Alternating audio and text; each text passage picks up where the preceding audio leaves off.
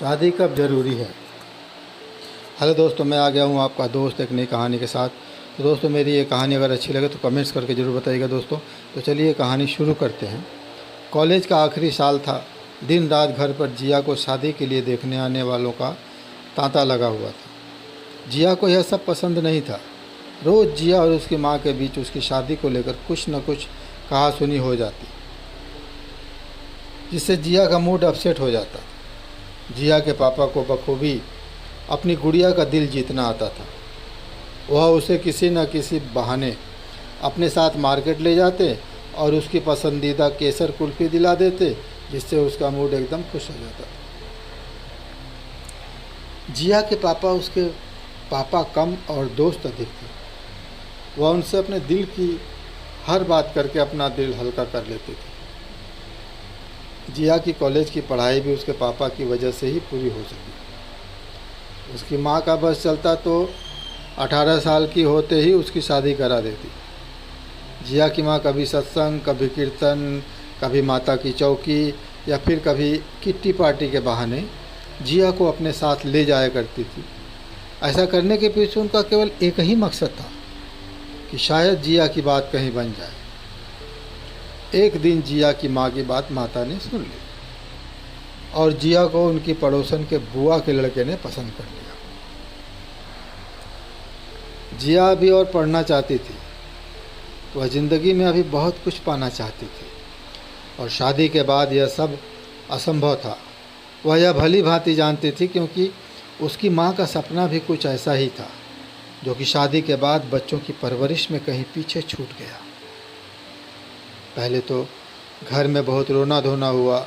जिया अपनी माँ के आगे बहुत गिड़गिड़ाई और अपने पिताजी से भी मदद मांगी।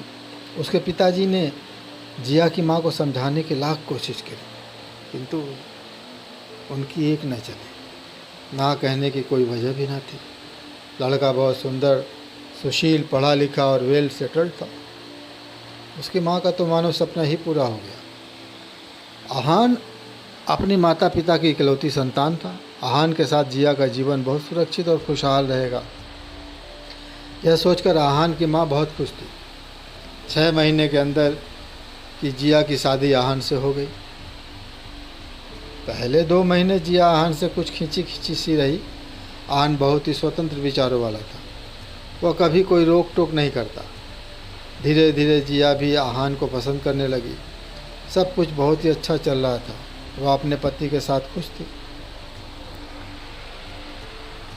उसने भी अपनी माँ की तरह ही अपने पैरों पर खड़े होने की इच्छा को दबा दिया था। तभी पूरे विश्व में भयंकर कोरोना नाम की महामारी फैल गई। लॉकडाउन लग गया। लोगों का घर से बाहर निकलना बंद हो गया। सारे काम धंधे चौपट हो गए। कई महीने इसी तरीके से बीत गए। आहान का फूड रेस्टोरेंट का काम बिल्कुल बंद हो गया। लोग बाहर का खाना क्या, पानी पीने से भी डर रहे थे। जिया के घर में तो एक एक दाना गिना जा रहा था। बहुत ही बुरा हाल था। आहान को कुछ समझ नहीं आ रहा था कि वह क्या करे। परेशानी का बोझ इतना बढ़ गया कि एक दिन उनको पैरालिसिस का अटैक आ गया और उसका पूरे शरीर को लकवा मार गया। आहान की दशा देख जिया मन ही मन घुट रही थी, पर जिया हार मानने वालों में से नहीं थी। उसने सोचा कि वह ऑनलाइन ट्यूशन पढ़ा सकती है। उसका हमेशा से ही सपना था कि वह अपने पैरों पर खड़ी हो सके। जिया ने ऑनलाइन शिक्षा केंद्र चालू किया, जिससे कि उनके हालात धीरे धीरे बेहतर होने लगे। जब जिया की माँ को यह सब पता लगा तो उन्हें यह जानकर बहुत खुशी हुई कि जिया ने बुरे वक्त में किसी प्रकार आहान का साथ निभाया। दूसरी तरफ उनके दिल में यह दुख भी था कि उन्होंने जिया की इच्छा के विरुद्ध उसकी शादी कर दी, क्योंकि वह आयान का रेस्टोरेंट का काम देखकर निश्चित थी कि उनकी बेटी को कभी कोई तकलीफ़ नहीं होगी और वह रानी की तरह राज करेगी। लेकिन वह यह भूल गई थी कि ज़िंदगी बहुत ही अनिश्चितता भरी होती है। वह कब कौन सा रंग दिखाएगी यह कोई नहीं जानता। वह यह सोच सोच कर ही दुखी हो रही थी कि काश उन्होंने जिया को कुछ साल और पढ़ने दिया होता तो शायद आज उसकी यह हालात नहीं होते। शायद वह किसी अच्छी कंपनी में जॉब कर रही होती और अपने परिवार को बेहतर ढंग से संभाल पाती।